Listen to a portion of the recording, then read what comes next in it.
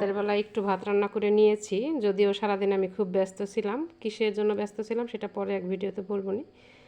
তো সকালে যে তরকারি রান্না করছিলাম, ছেলে এখন ওগুলো খাবে না, তো বলতেছে আম্মু কিছু করে দাও। এখন আর চুলায় যেতে ভালো লাগতেছে না।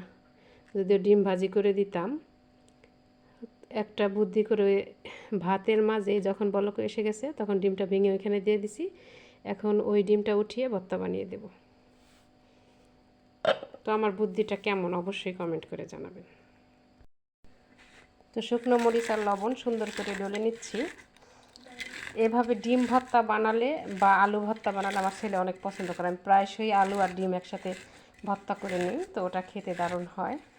বেশিরভাগ ক্ষেত্রে আমি ডাউল চাউলের ভাত যখন রান্না করি, হয়তো একবার ভিডিওতে শেয়ার করছিলাম একটা ভিডিওর মাঝে, তো তখন আর কি মরিচ ডলে পরে ডিম ভর্তা করে নিই। পাশে মরিচ ডলাও থাকে আবার ডিম ভর্তাও থাকে, এটা খেতে অসাধারণ লাগে।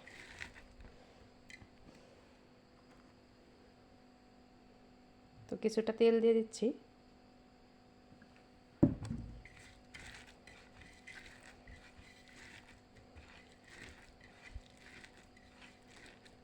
ডিমটা সুন্দর করে মাখিয়ে নেব। তো আপনারা কিন্তু এরকম শর্টকাট পদ্ধতি অবলম্বন করতে পারেন যখন দেখবেন যে আসলে চুলায় টুলায় যাওয়া মুশকিল হচ্ছে। আমার তো এখন ওই যে গ্যাসটা ফুরিয়ে গেছে, আর আনা হয়নি। ভাবছি যারা আনবো না, শুধু শুধু এত দাম দিয়ে গ্যাস এনে আসলে কোনো লাভ নাই। এখন তো আর শুকনার দিন লাকড়ি খড়ির অভাব নাই, তো পরে দেখা যাবে। তো এই যেভাবে ডিম ভর্তা আর গরম ভাত কিন্তু মাশাআল্লাহ ভালো লাগবে। তো এই যে গরম গরম ভাতের সাথে ডিম ভর্তা দিয়ে দিয়েছি ছেলেকে। উঠো বাবা খেয়ে নাও। তো আপনারা অবশ্যই বানিয়ে খেতে পারেন, অবশ্যই ভালো লাগবে।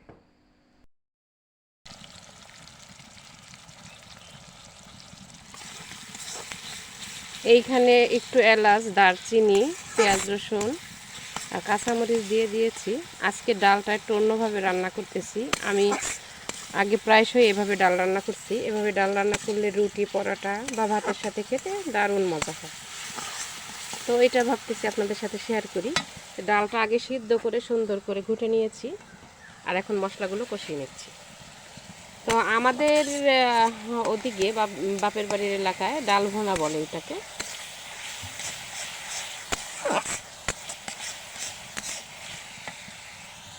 তো আমার মশলাটা খুব সুন্দর করে কষিয়ে নেওয়া হয়ে গেছে। হলুদ, ধনিয়ার গুঁড়া আর হালকা একটু শুকনা মরিচও দিয়ে দিয়েছি।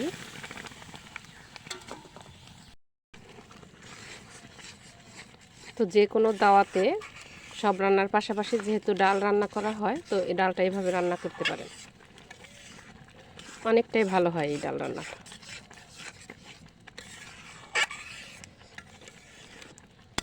তো এইভাবে 2-4 মিনিট সুন্দর করে কষিয়ে নেব। তো ডাল রান্নাটা হয়ে আসছে, এখন ভাজা জিরার গুঁড়াটা দিয়ে দিব।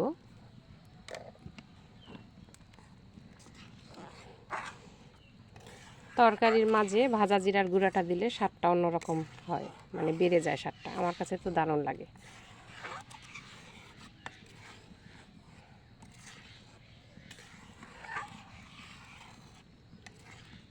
তো ভিডিওটি দেখে কিন্তু অবশ্যই একটি লাইক দিয়ে দেবেন কেমন। তো এই যে ডালটা রান্না করে নামিয়ে নিয়েছি, আর এখানে ময়দা দিয়ে গোলা গুলে নিয়েছি, গোলা রুটি বানিয়ে নিব।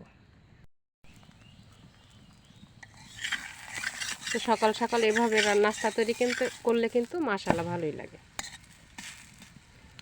তো এখানে ডাল রান্না করতে যেয়ে পড়ে গেছে, চুলাটা আজকে লিপে নিতে হবে। তো ভিডিওটি শেষ করে দিচ্ছি। আজ এই পর্যন্তই। ভালো থাকবেন, সুস্থ থাকবেন। ধন্যবাদ। আসসালামু আলাইকুম।